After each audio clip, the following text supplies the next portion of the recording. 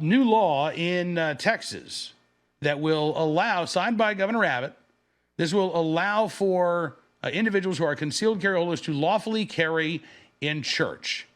Yeah. This, by the way, if you're a pastor or, you have a congregation, you don't want them to carry, you can still post your signs saying that firearms are not allowed, but that's what you have to do in order to stop individuals from lawfully carrying there in those houses of worship. Senator Campbell in Texas, who introduced this legislation back in January, said the existing statute is confusing and clunky when it comes to clearly stating the rights of licensed Texans to carry in the premise of a church. This bill provides clarity of the legislature's intent to treat churches in the same manner as other privately owned establishments in the state of Texas. Here to talk about this, very pleased to have with us our friend Tim Bulot joining us on the program, firearms instructor from the great state of Texas. Tim, it's good to see you again, sir. Oh, Cam, good to see you, my friend. I appreciate you coming on the program. So, we just read that quote by the sponsor of this bill who said there was existing language, right, in the state Correct. of Texas that theoretically allowed for this to happen. But the senator says this was clunky. It could have been vague and confusing. This spells it out very clearly. Right. Before the bill, it was optional, pretty much like it still is, but it's just been clarified.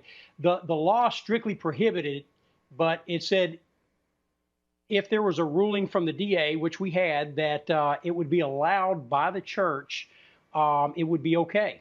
All right. And so we went for 2 years under that ruling. And now this basically flips it around the other way. It says it's okay just like any other establishment.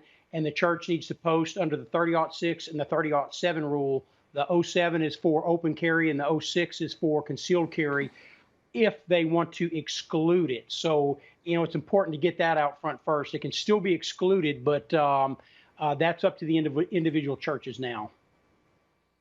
Okay. And, Tim, and I mean, as a firearms instructor and somebody who deals a lot with security issues, I imagine that over the years you've probably had a pastor or two, get some instruction from you. How common is it? And do you think it's becoming more common for places of worship there in Texas to either allow for concealed carry or to even have that security plan in place that relies on, at least in part, armed parishioners?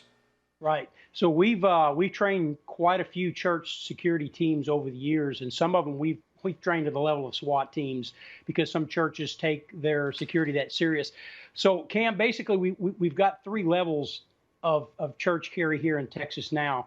The lowest level is the one that we're talking about at the moment, which just allows the everyday parishioner to carry in church with their family as long as it's okay with the church, in accordance with Texas state law on the license to carry.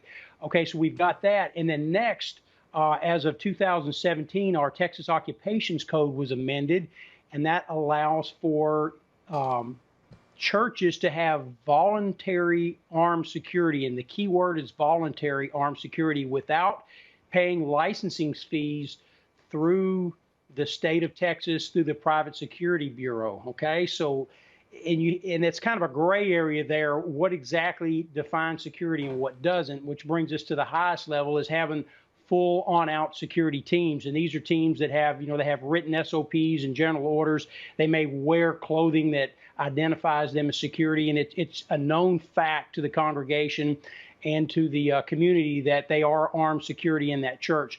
Those, according to the Texas Occupation Code, still have to register with the Private Security Bureau in order to function as known security teams in the church, in which a lot of them have. The larger churches, the more well-funded churches, have security react teams that are, they train just like other corporate security teams do on a regular basis. So we've got all 3 of those levels covered now.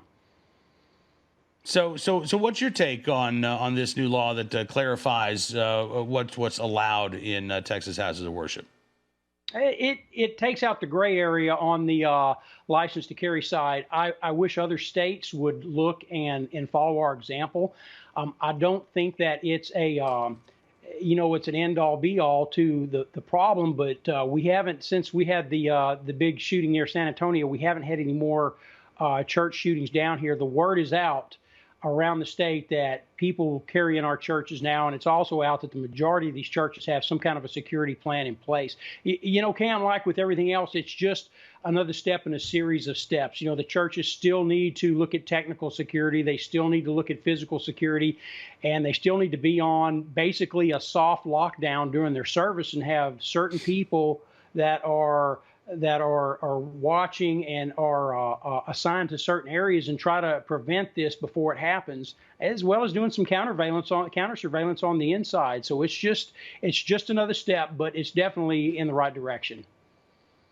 You know, and to get back to some of those aspects of church security that you just mentioned, how difficult is it for those smaller churches? I mean, as you say, if you got a big mega church, right, you've got 10,000 people in there on a Sunday, chances are, again, you've got that pretty big security team. You've probably got cameras in place.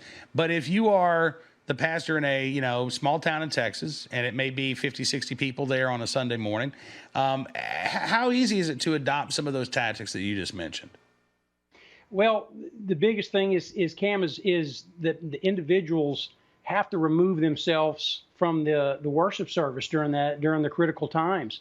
If they're, focused on the worship service, which and that's kind of I get this a lot, because a lot of them, they think that just carrying and being involved in the worship and having their pistol in church, that's enough.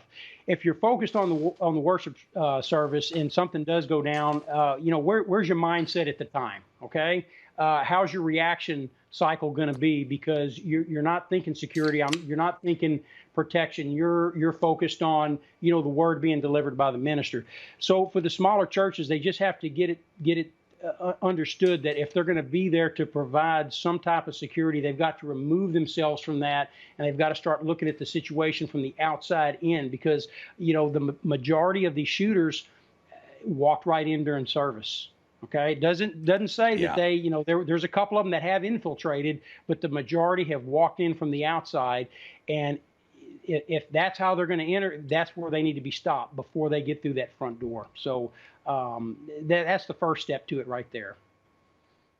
Tim Bulot with the Strategic Weapons Academy of Texas. As always, sir, it is good talking with you. Thank you so much for your expertise, and I look forward to doing this again very soon. It's good to be back, Cam. You take care now. All right, you too, sir. Tim Bulot joins us here on Cam and Company.